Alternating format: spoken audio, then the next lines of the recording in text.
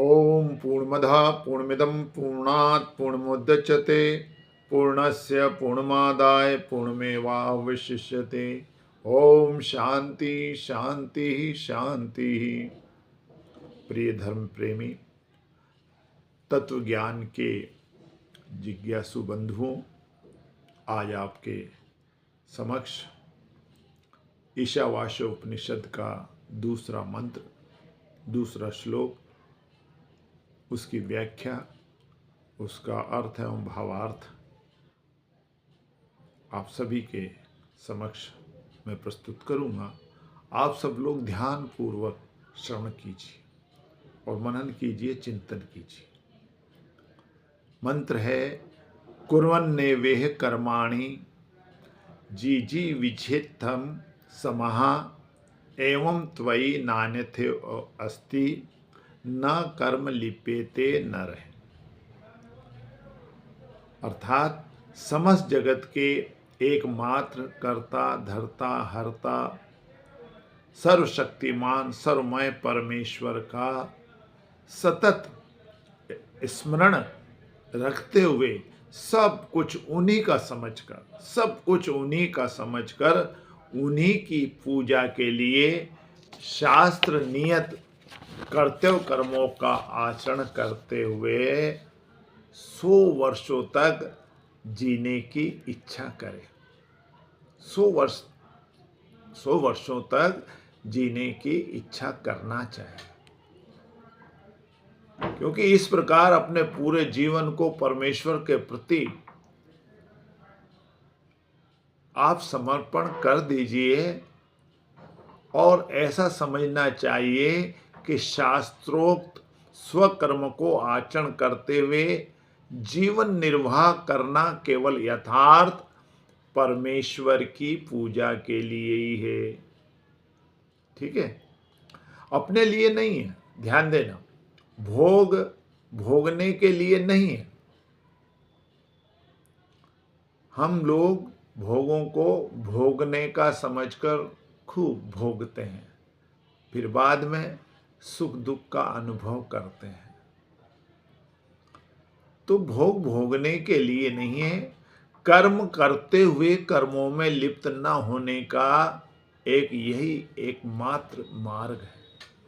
ठीक है, तो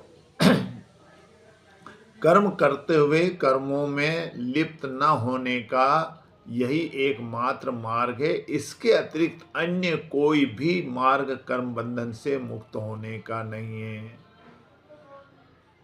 तो इसी संदर्भ में गीता भी कहती है। गीता के दूसरे अध्याय के 50वें और 91वें श्लोक में कहा है, बुद्धि युक्तो जहाती है उभे सुकृत दुष्कृते तस्माद्यो गाय युजस्यम योग कर्मसु कौशलम।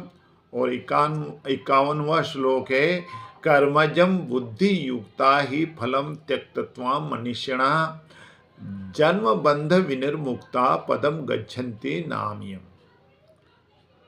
ये दोनों श्लोक ईशावास्य उपनिषद के दूसरे मंत्र श्लोक से संबंधित हैं। इसलिए कहा है कि समबुद्धि युक्त पुण्य और पाप दोनों को इसी लोक में त्याग देता है। समबुद्धि युक्त पुरुष पुण्य और पाप दोनों को इसी लोक में त्याग देता है, अर्थात उनसे मुक्त हो जाता है। इससे तू समत्व रूप योग में लग जा। यह समत्व रूप योग ही कर्मों में कुशलता है, अर्थात कर्म बंधन से छूटने का उपाय है।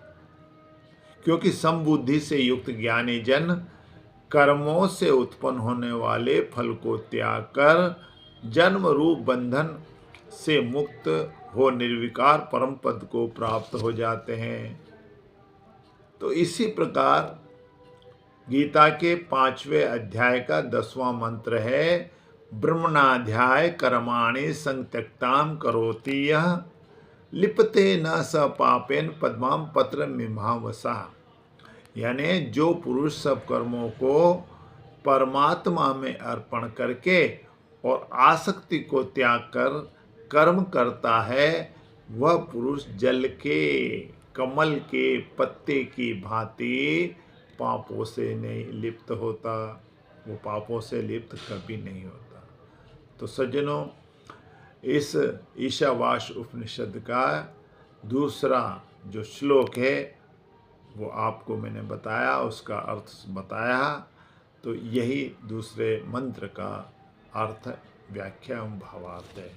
हरिओम तत्सत, हरिओम तत्सत, हरिओम तत्सत।